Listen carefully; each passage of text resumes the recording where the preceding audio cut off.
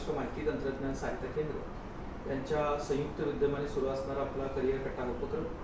या उपक्रमाअंतर्गत नजरेसमोर राष्ट्र आणि हृदयात महाराष्ट्र या संकल्पनेअंतर्गत महाराष्ट्रातल्या युवकांसाठी करिअरच्या वेगळ्या वेगळ्या दिशा समजण्याच्या उद्देशाने दिल्लीतील प्रशासकीय अधिकाऱ्यांच्या मुलाखतीची ही संवाद शृंखला।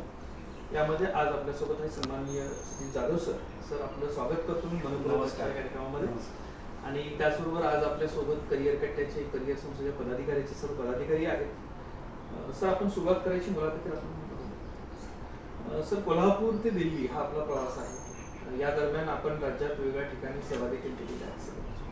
मुळातच प्रशासकीय सेवेचं ही क्षितिज तुम्हाला खुणावलं किंवा काय परिस्थिती होती ज्या माध्यमातून तुम्ही इकडे आकृष्ट झाला?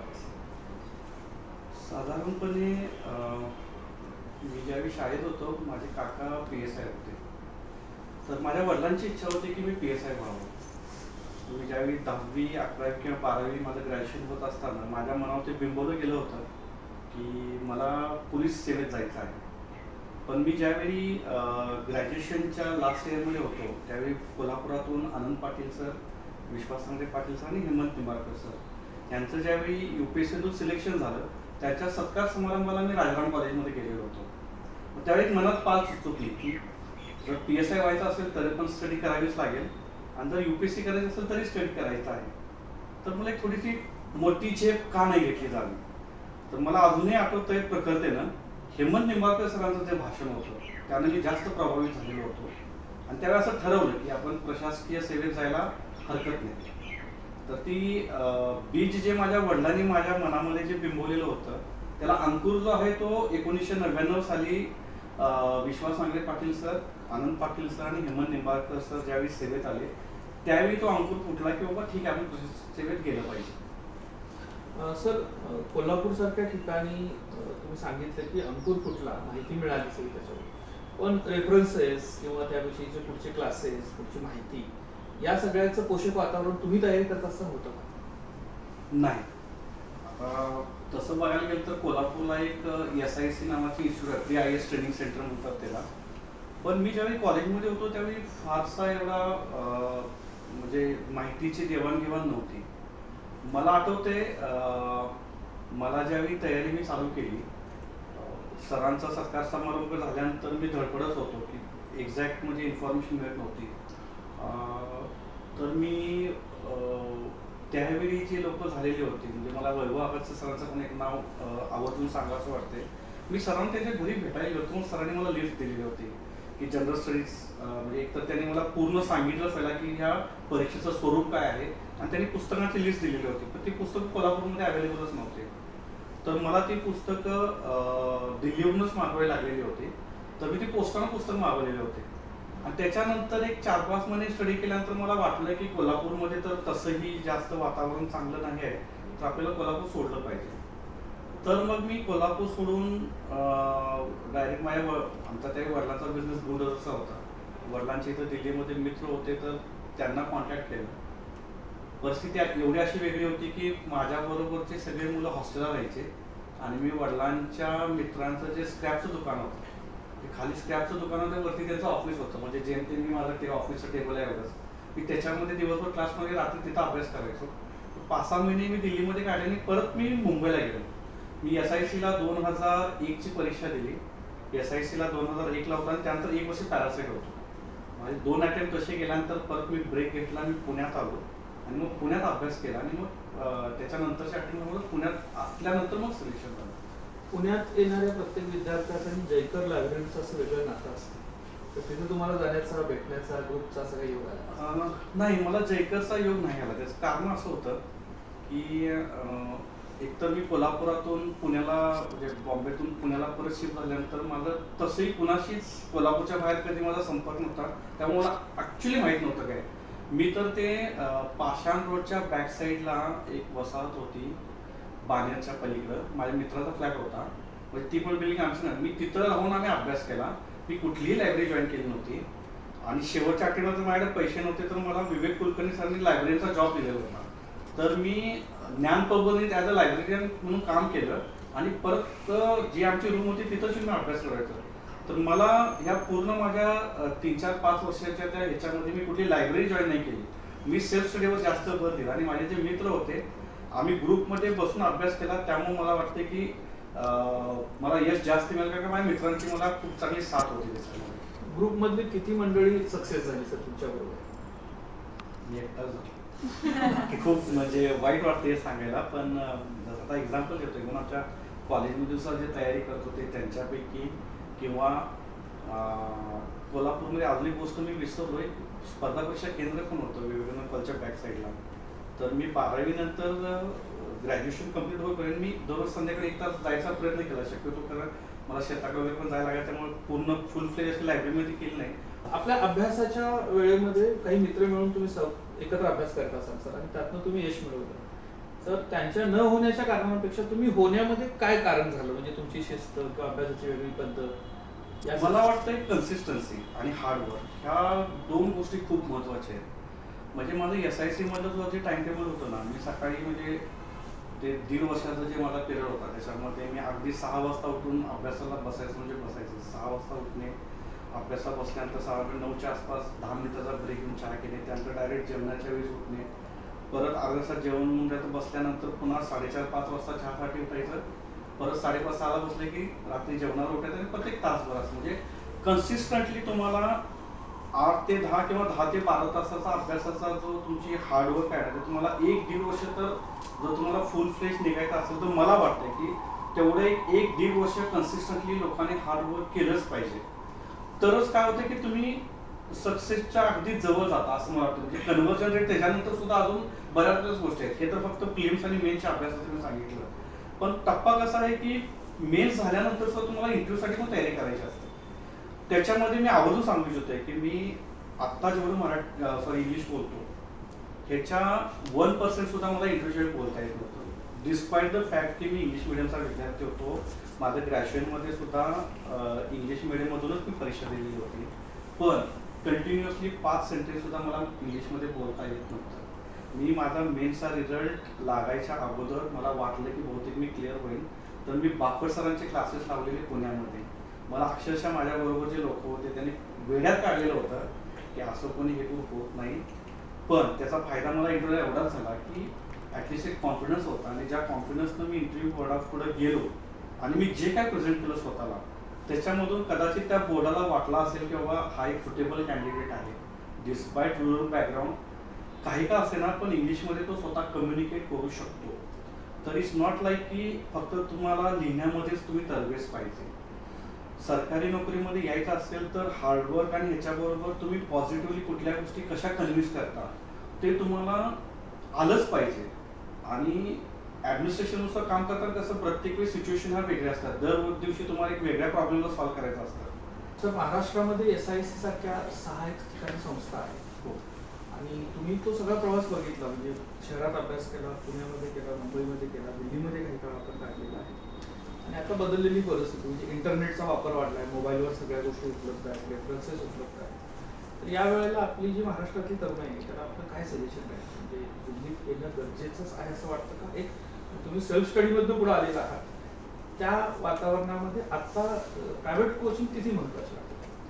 2-3 गोष्टी आहेत. म्हणजे मला एक आवर्जून जे सांगायचं वाटतं की आपल्या इकडचा जो शाळेचा आणि कॉलेजचा जो सिलेबस आहे, कुठलीही युनिव्हर्सिटी घ्या तुम्ही, तर तो नॅशनल लेवलला कॉम्पिटिटिव्ह एक्झामिनेशनमध्ये लोकांना म्हणजे विद्यार्थ्यांना सस्टेन करेल, ह्याच्याबद्दल माझ्या मनात अजूनही शंका आहे की तो त्या लेवलचा आहे का नाही. आणि जर तो नाही, जे मला अजूनही वाटतं की तो तसा अजूनही रिवाईज झालेला नाही, तर थोडंसं नॅशनल लेवलला कॉम्पिटिटिव्ह एक्झामिनेशनसाठी तयारी कशी करायची असते हे माहिती करून घेण्यासाठी, किंबहुना जरी आपण युनिव्हर्सिटी टॉपर असेल तर ऑल इंडिया लेवलच्या एक्झामिनेशनमध्ये आपण सस्टेन करू शकेल का, ह्याची एक कवायत करण्यासाठी काय म्हणून असेल आपण एक 6 महिने लोकांनी दिल्लीत यावं हे मी आवर्जून सांगतो.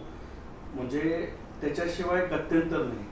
किंवा आपण असं म्हणू शकतो की जर कुठल्या लढाईत जायचं असेल तर जसं छत्रपती शिवाजी महाराजांच्या काळामध्ये जे होतं किंवा ते आत्ताही हे होतं की आपल्या इथले गड किल्ले वेगळे आहेत आणि इथलं लढाईचं मैदान वेगळं आहे. तर आपण त्या अनुषंगाने जरी बोलायचं जरी म्हटलं तर मला असं वाटतं की सगळ्यात महत्त्वाचं क्लासेस म्हणण्यापेक्षा दिल्लीत येऊन कॉम्पिटिशन काय हे लोकांनी बघावं, स्वतःचं अनालिसिस करून घ्यावं की तुम्ही कितपत तयारी तुमची आहे.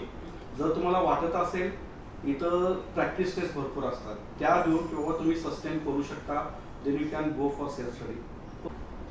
यूपीएससीची तयारी कितपत आहे हे आत्मसात करून किंवा त्याचं अनालिसिस करून ठरवावं. पण दोनच गोष्टी जास्त महत्त्वाच्या आहेत. स्वतःचं अनालिसिस करून ठरवावं की आपल्याला क्लास करायचा आहे की नाही करायचा आहे. पण सगळ्यात महत्त्वाचा जो टप्पा आहे तो सेल्फ स्टडी आहे. म्हणजे क्लास कितीही केलं, म्हणजे मी एक्झाम्पल देतो, माझ्याबरोबर सो कॉल्ड मुंबईतले ॲफ्लुएंट फॅमिलीतले बरेच लोक होते. म्हणजे त्यांच्याकडे त्यावेळी गाड्या वगैरे पण होत्या, मी बसने येऊन जाऊन करायचो. मला माझे ध्येय माहीत होतं की मला ते करायचंच आहे ॲट एनी कॉस्ट. तर कसं आहे की ते जे सेल्फ अर्ज आहे ना ते जोपर्यंत असणार नाही किंवा तुम्ही सेल्फ स्टडी करणार नाही, म्हणजे तुमच्याकडे इन्फ्रास्ट्रक्चर जरी असेल आणि ह्या दोन जर गोष्टी लॅगिंग असतील तर तुम्ही ह्या परीक्षेमध्ये किंवा कुठल्याही परीक्षेमध्ये तुम्ही यश मिळवू शकत नाही. तर पुन्हा रिपिटेशनच्या ह्याच्यावर जरी असलं तरी मी 2-3 गोष्टी सांगू शकतोय की आपल्याकडं इन्फ्रास्ट्रक्चर कमी आहे, तर आपल्याकडे इन्फ्रास्ट्रक्चर तर वाढवलंच पाहिजे. महाराष्ट्राचा विचार केला तर बॉम्बेचं SIC जे आहे मुंबईचं, ते सोडलं तर बाकी कुठलंही SICचं सेंटर आहे त्याच्या आसपास सुद्धा येत नाही. त्याचे 2 मुख्य कारण आहेत. म्हणजे फक्त पुस्तक असून चालत नाही, ती अद्यावत किंवा लेटेस्ट असायला पाहिजे. आणि दुसरी गोष्ट तिथं शिकवणारे शिक्षक आहेत त्यांना ते एक्सपोजर पाहिजे. मला असं म्हणणं आहे की जे शिक्षक तिथं शिकवतात ना त्यांचं एक्सपोजर कॉम्पिटेटिव्ह एक्झामशी तसं नाही किंवा ते त्यांचं सुद्धा जी तयारी आहे ना ती तितपत नसते. त्यामुळे आपल्याला 2 गोष्टी केल्या पाहिजेत. एक तर महाराष्ट्र शासनाच्या सपोर्टनं जरी सेंटर्स तयार असतील तर शासनानं अजून थोडा सपोर्ट एक्सटेंड करून जे JNU मध्ये वगैरे शिकवतात इथले जे प्राध्यापक वगैरे असतील जे रिटायर झाले किंवा जे इथं प्रायव्हेट कोचिंग इन्स्टिट्यूटमध्ये जर कोणी महाराष्ट्रीयन ऑफिसर असतील त्यांनी शिकवलं असेल किंवा लोक असतील त्यांना त्यांनी हायर करून त्यांना तिथं जर त्यांनी अपॉइंट केलं तर मला वाटतं थोडं प्रोसेस अजून व्यवस्थित होऊन जाईल. पण माझा आत्तापर्यंतचा 10 वर्षाचा अनुभव किंवा 15 वर्षाचा जे आम्ही इनफॉर्मली मुलांच्या बरोबर मी इंटरॅक्शन करतो किंवा गायडन्स करतो तो हा आहे की आपली महाराष्ट्रातली मुलं टॉपमध्ये येत नसण्याचं एकच महत्त्वाचं कारण म्हणजे मेन्सला मार्क्स कमी पडणे. म्हणजे लोक रट्टा मारून प्रिलिम्स क्लिअर करतील किंवा अजून काही तर तयारी करून इंटरव्ह्यूमध्ये जर 200 मार्क्स येत असतील तर 220 पर्यंत जातील, 100 येणार असतील तर 150 पर्यंत जातील. पण जो मेन आपला प्रॉब्लेम आहे तो रायटिंग स्किल्सचा आहे. मेन्सला आपल्या इथल्या लोकांना मार्क्स पडत नाही. त्याचं मेन कारण तेच आहे जे मी अनालिसिस केलं. मी चुकीचा असू शकतो पण मला वाटतं की आपल्या इकडला सिलेबस हा नॅशनल लेवलचा नाही आहे. दुसरी गोष्ट आपल्या इकडले पेपर चेक केल्यानंतर जी मार्क द्यायची स्टाईल आहे ती नॅशनल लेवलची नाही. म्हणजे आपण मुलांना क्लिअर कट हे नाही सांगू शकत आपल्या इकडले शिक्षक की तुझं चुकतंय कुठं किंवा तुला जर UPSC सारख्या नॅशनल कॉम्पिटिटिव्ह एक्झामिनेशनमध्ये जर क्लिअर व्हायचं असेल तर तुझं रायटिंग स्टाईल तुला ह्याप्रमाणे बदलावी लागेल. तर ह्या ज्या गोष्टी आहेत ना ह्या प्रामुख्यानं होत नाहीत.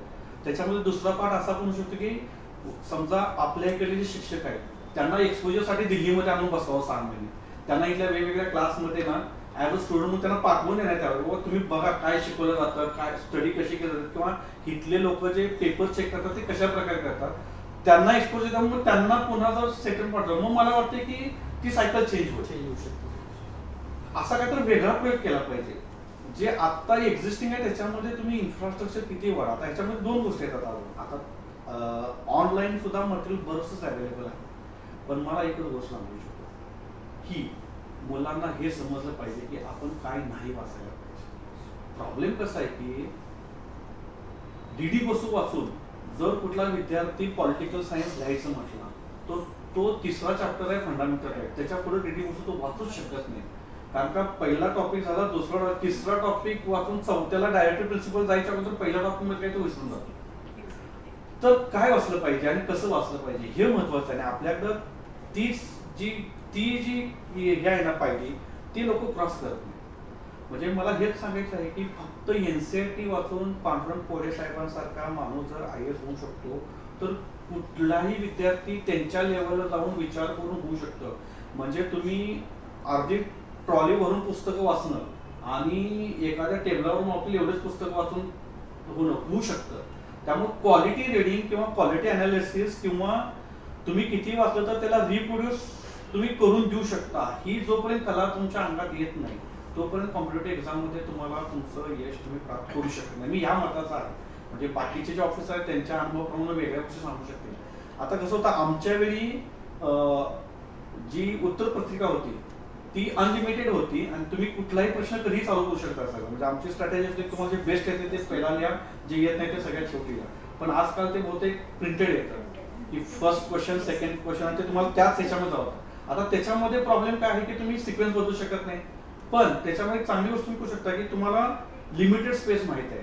तर आता तुम्ही जर जास्त प्रॅक्टिस केलं ना तर लिमिटेड स्पेसमध्ये क्वालिटी आउटपुट कसा द्यायचा याचं प्रॅक्टिस होऊ शकतं. पण त्यासाठी सुद्धा आपल्याकडे जे शिक्षक आहेत त्यांना ते पहिला एक्सपोजर होणं गरजेचं आहे. आता एखादा एक्झाम्पलच देऊन जर तुम्हाला सांगायचं म्हटलं तर समजा आता पार्लिमेंटमध्ये एखादा इश्यू चालू आहे. आजचाच कुठला जर इश्यू घेतला की एखाद्या राज्याला नवीन क्रिएट करायचं कुठलं बिल जर पास होत असेल तर त्याला कॉन्स्टिट्यूशनमध्ये आर्टिकल दिलेलं आहे. पण तुम्ही डीडी पासून जर गेला तर ती प्रोसेस तुम्हाला तशी लक्षात नाही.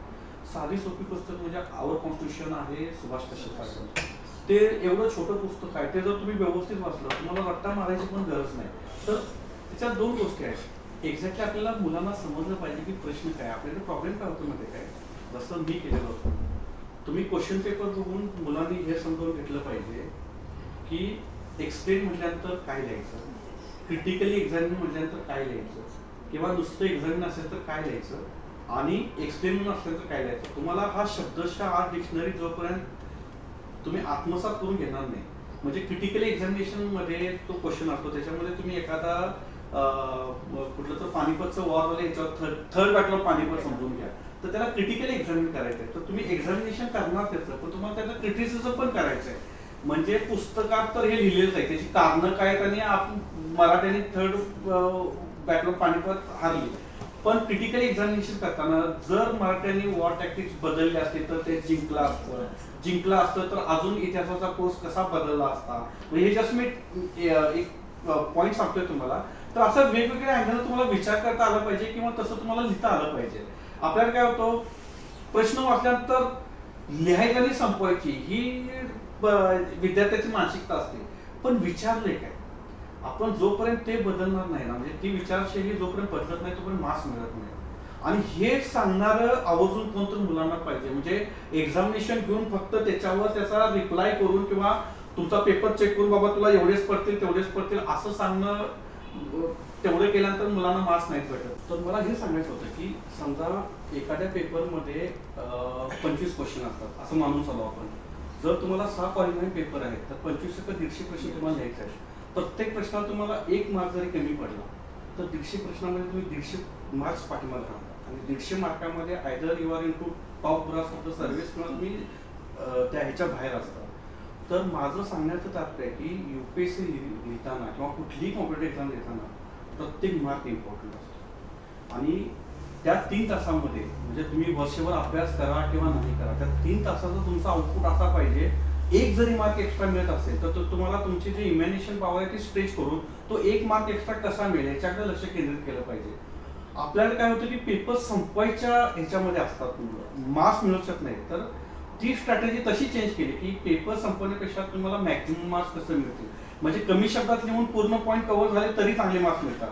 पण तुम्ही पूर्ण लिहून जर तुम्ही 1 किंवा 2 पॉईंट कव्हर करत असाल, म्हणजे एका प्रश्नामध्ये एक्झामिनरला अपेक्षित आहे की 10 पॉईंट कव्हर झाले पाहिजे, पण तुमचे 2च पॉईंट जर कव्हर असतील तर तुम्हाला 2च पास मिळणार. पण तेच तुम्ही जर कमी लिहून जर तुम्ही 6 पॉईंट जर कव्हर केले तर तुम्हाला 6 नाही तर 5 तरी भेटतील. आणि 2 आणि 5 मध्ये 3 मार्काचा फरक आहे. जर तुम्ही प्रत्येक ह्याच्यामध्ये पेपरमध्ये असे 2-2 प्रश्न जरी म्हटला तरी तुमचे 25, 30, 40 मार्क्स होतात. आणि हे मार्क्स ठरवतात की तुम्ही IAS होणार, IPS होणार की तुम्ही ग्रुप बी सर्व्हिस भेटणार. तर हे महत्वाचं आहे. हे जोपर्यंत मेन्सच्या वेळी मुलांना सांगणार नाही किंवा इंटरॅक्शन करून त्यांना आपण ते इम्प्रुव्हमेंट करून घेणार नाही तोपर्यंत नाही म्हणतो. ही स्ट्रॅटेजी ही अभ्यासातून येते किंवा तुम्ही म्हणाला तसं तसे रिसोर्स पर्सन उभे राहते. पण ऑनलाईन किंवा मोबाईलचा वापर हा आता या परीक्षेसाठी होऊ शकतो असं तुम्हाला वाटतं? डेफिनेटली होऊ शकतो. कारण का मी भारत सरकारमध्ये आजकाल ई-गव्हर्नन्स विंग पण बघितले, ई-गव्हर्नन्स अवॉर्ड्स पण बघितले. पण त्याच्यामध्ये 2 गोष्टी आहेत. मोबाईलचा वापर किती करायचा हा प्रत्येकानं ठरवलं पाहिजे. म्हणजे दिवसातून जर तुम्ही 8 तास मोबाईल वापरत असाल तर मला वाटतं ते चुकीचं असेल. कारण का जे रिटर्न लिटरेचर आहे ते तुम्ही कमीत कमी तुम्ही ह्याच्यामध्ये माझं असं म्हणणं आहे की तुम्ही वेळ बायफर्केट करून घ्या. जसं आमच्या वेळी होतं की तुम्ही पुस्तकं वाचण्यात जर समजा 8-9 तास घालवले तर बातम्या ऐकायला आम्ही 10-15 मिनिटं किंवा अर्धा तास जायचो. तर आता तेच तुम्ही जर ह्या मोबाईल युगमध्ये जर ट्रान्सफर केला, आजकाल कसं असतं की व्हॉट्सअप ग्रुप किंवा ह्याच्यामध्ये अनइंटेंडेड किंवा जे तुम्हाला नको असलेले पण बरंच मटेरियल येत असतं. तर इन्फॉर्मेशन ओव्हरलोडचा जमाना चाललाय आजकाल. म्हणजे इव्हन जुनं जरी म्हणजे मगाशी म्हटलं ते जरी आपण कम्पेअर करायचं म्हटलं तर कुठल्या गोष्टी ऑनलाईन वाचल्या पाहिजेत किंवा कुठल्या नाही वाचल्या पाहिजेत हे सुद्धा ठरवणं मुलांनी तेवढंच गरजेचं आहे. त्यामुळे ऑनलाईनचा फायदा 100% होणार. जी गोष्ट तुम्हाला दिल्लीतून भेटणार ती तुम्हाला कोल्हापूर सारख्या ठिकाणी जर मी वडणगाव गावचा आहे तर मला गावात सुद्धा नेट ओपन केल्या माझ्या मोबाईलवर मला समजेल की कुठली गोष्ट कशी अवेलेबल आहे.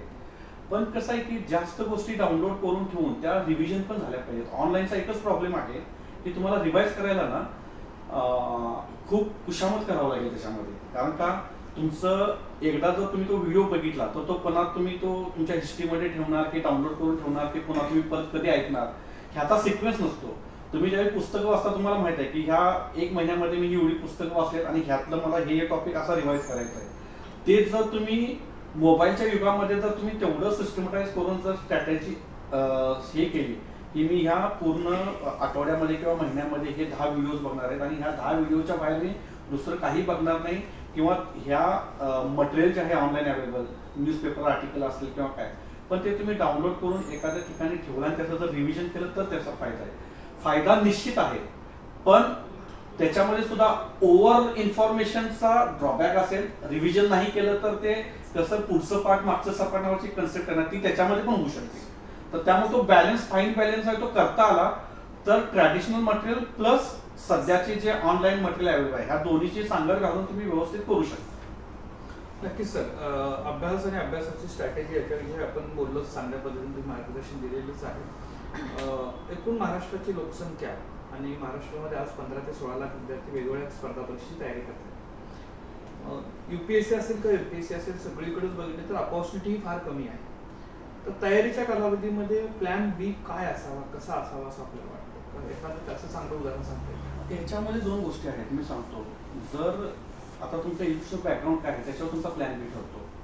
जर एखादा डॉक्टर असेल MBBS केला किंवा MD केलेला त्याचा प्लॅन बी ऑलरेडी तयार असतो की बाबा काय नाही झालं तर माझं मी दवाखाना टाकणार आणि तो चालू शकेल. जर कोणी फिजिओथेरपिस्ट असेल किंवा ज्याचं MRI मध्ये वगैरे मला ती ब्रांच आठवत नाही तर तशा टाईपचं जर एज्युकेशन असेल तर ते त्याच्यामध्ये जाऊ शकतात.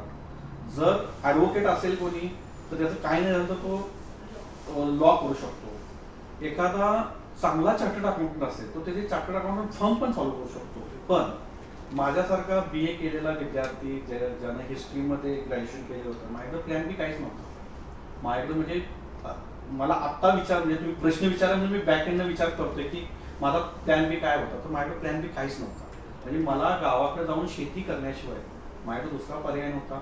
कदाचित त्यामुळे का असे ना माझं एकच ध्येय होतं की मला माझ्याकडे प्लॅन बी नाही मला हेच करायचं आहे. म्हणजे माझ्या सक्सेसच्या पाठीमागे ते एक मोठं कारण असू शकतं. पण मला हे वाटतं की आजकाल म्हणजे 10-15 वर्षापूर्वी आम्ही सर्व्हिसमध्ये आलो आणि आजच्या ह्याच्यामध्ये lot many things have change. ठीक आहे. त्याच्यामुळे कसं आहे की आजकाल करिअर ऑपॉर्च्युनिटी खूप अवेलेबल आहे प्रायव्हेट सेक्टरमध्ये.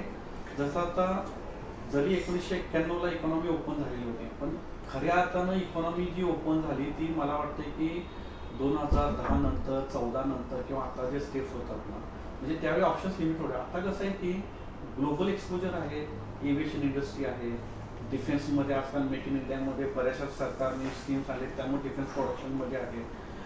हे सोडून सुद्धा प्रायव्हेट देशांमध्ये एक्झाम्पल देतो. जर इव्हन कॉमर्सचा जर विद्यार्थी असेल आणि त्यानं बाकी काय नाही झालं त्यानं एक क्लिअरिंग हाऊस एजंटची एक एक्झाम असते कस्टमची ती जर केली तर तुम्ही कस्टमर एजंट म्हणून काम करू शकता. तर यू नेम द फील्ड आणि तुम्हाला अल्टरनेटिव्ह करिअर आहे. म्हणजे तुमचं इव्हन BA पास झालेला विद्यार्थी सुद्धा जर दुसरं काही जरी नाही म्हटलं 2 गोष्टी आहेत. UPSCची तयारी करताना तुम्हाला हार्डवर्क करायची तुमची मानसिक तयारी झालेली असते. त्यामुळे मला एक वाटतं अजून की ज्यांनी UPSC किंवा स्पर्धा परीक्षेची तयारी करायला प्रयत्न केला तो माणूस किंवा ती विद्यार्थिनी कधी आयुष्यात फेल नाही होऊ शकत. माझं एक्झाम्पल देतो. माझ्याबरोबरचे जे मित्र जे नाही झाले आज करोडोमध्ये खेळतात म्हणजे एक माझा अभय जगताप नावाचा मित्र आहे, त्यांना IT सॉफ्टवेअर इंडस्ट्रीमध्ये त्यांना चांगलंही केलेलं आहे. त्याचा आजचा टर्नओव्हर एकदम करोडमध्ये आहे. एक दोन माझे मित्र होते जे डॉक्टर्स होते, त्यांचा स्वतःचे क्लिनिक्स आहेत आणि ते सुद्धा चांगले आहेत. इवन आत्ताच गेल्या आठवड्यामध्ये मला एक मित्र भेटला, नानासाहेब थोरात त्याचं नाव आहे. त्यानं UPSC नाही झालं तर त्यानं बँकिंगची एक्झाम दिली, तो आज बँकेमध्ये AGM आहे. तर माझं सांगण्याचं तात्पर्य असं आहे की बँकिंग इंडस्ट्री असू दे, ट्रेड असू दे, किंवा इवन एज्युकेशनमध्ये सुद्धा तुम्हाला बाकी काय नाही आलं, तुम्हाला थोडासा आता हार्डवर्क करायची तुमची तयारी आहे, तर ज्याला अपयश येतं त्यानं फक्त स्वतःची हॉबी काय आहे किंवा आपलं स्किल सेट काय आहे ते विचार करून जरी त्यानं नवीन काही चालू करायचं म्हटलं, काही करू शकतात लोक. म्हणजे शेतीमध्ये तो तुम्हाला सांगतो, बाकी काही जरी नसेल, आजकाल आयुर्वेदिक प्रॉडक्ट्सला खूप जास्त डिमांड आहे.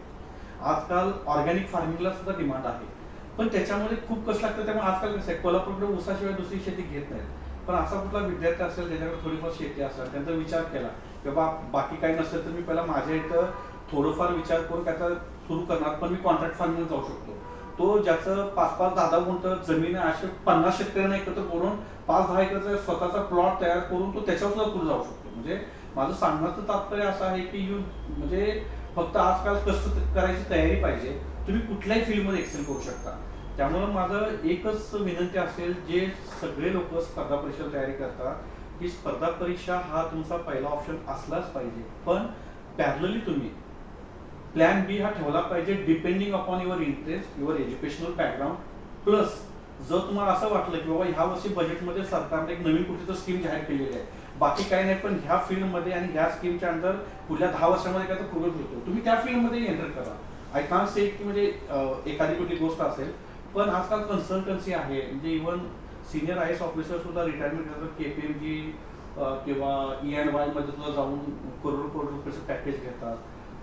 रेव्हेन्यू सर्व्हिसमधले ऑफिसर सुद्धा रिटायर होऊन ते स्वतःचं लॉ आहे, त्यामुळे लॉ फर्म्स प्लस रेव्हेन्यूचा हे अशा कॉम्बिनेशनमध्ये हे करतात. तर त्यामुळं फक्त एकच आहे, तुमची कष्ट करायची तयारी पाहिजे. तुमच्याकडे प्लॅन B मध्ये सुद्धा ना ती निगेटिव्ह एनर्जी मनामध्ये न घेता पुढे जाण्याचं तुमच्यामध्ये पॉझिटिव्ह एनर्जी पाहिजे, तर कुठल्याही फील्डमध्ये तुम्ही एक्सेल करू शकता, हे मला वाटतं. नक्कीच सर, आपण विद्यार्थ्यांना ज्या काही गोष्टी सांगितलेल्या आहेत त्या निश्चितपणे प्रेरणादायी अशा आहेतच.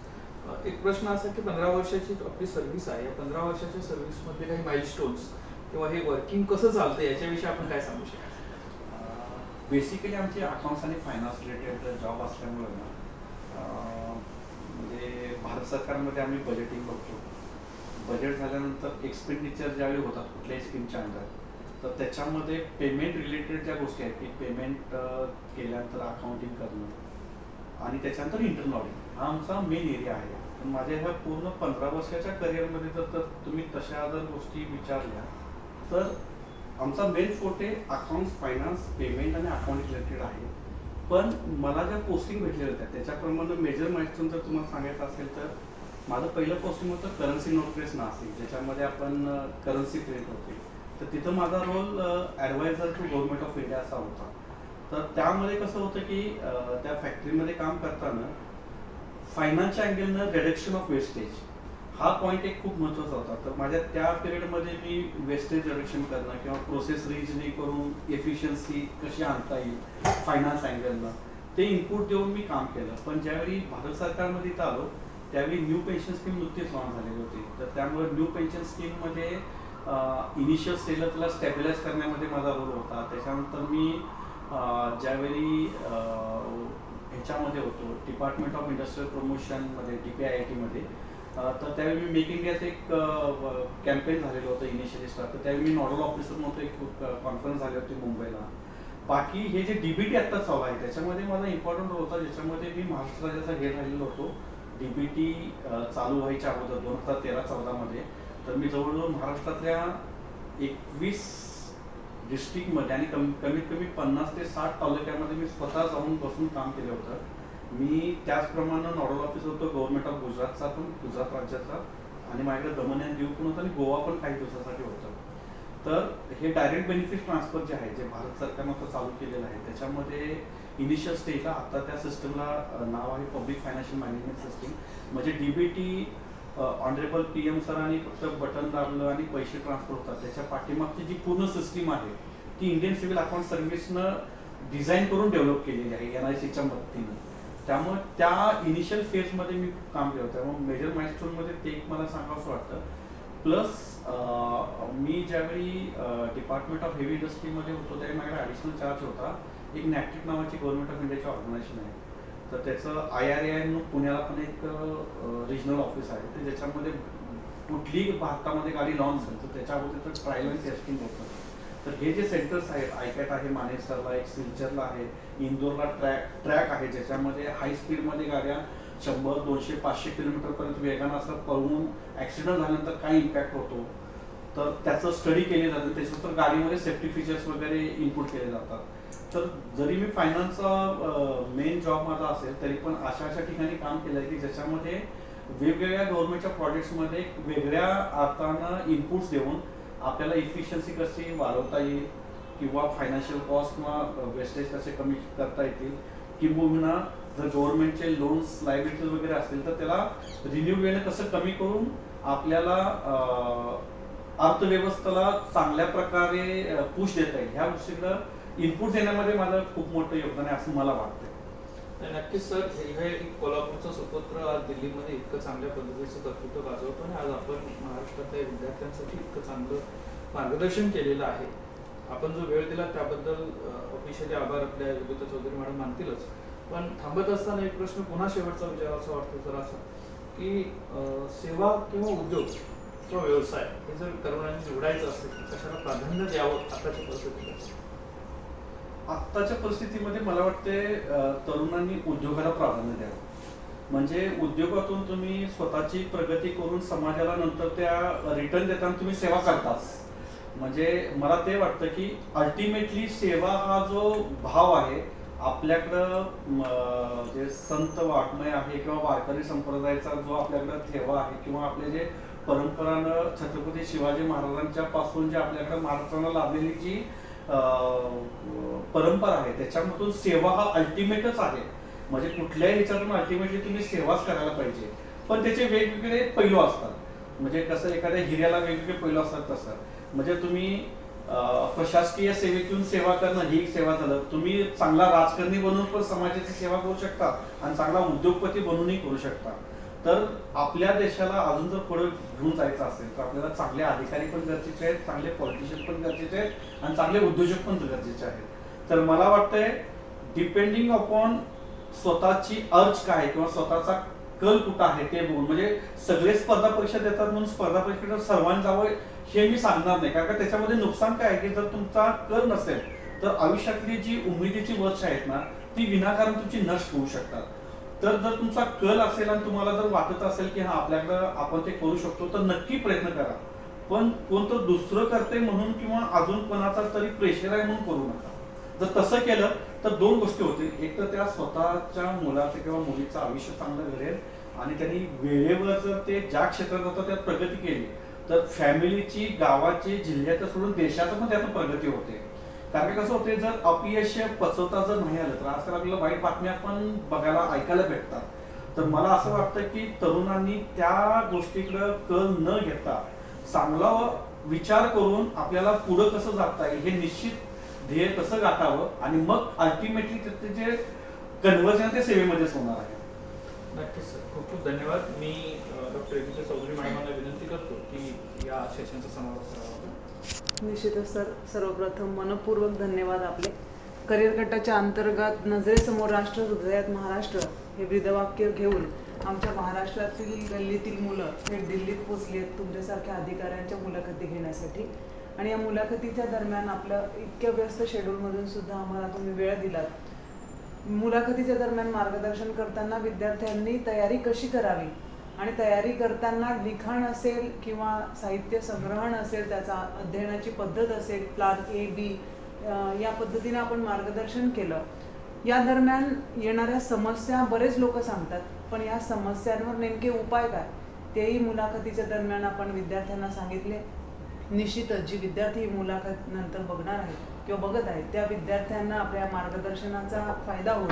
निश्चितच महाराष्ट्रीयन विद्यार्थ्यांचा या प्रशासकीय अधिकाऱ्यांच्या टक्केवारीत समावेश होईलच आणि वाढेलच हा आशावाद व्यक्त करायला हरकत नाही. पुन्हा एकदा करिअर कट्टा परिवाराच्या वतीने आपले हार्दिक आभार. धन्यवाद धन्यवाद. सर.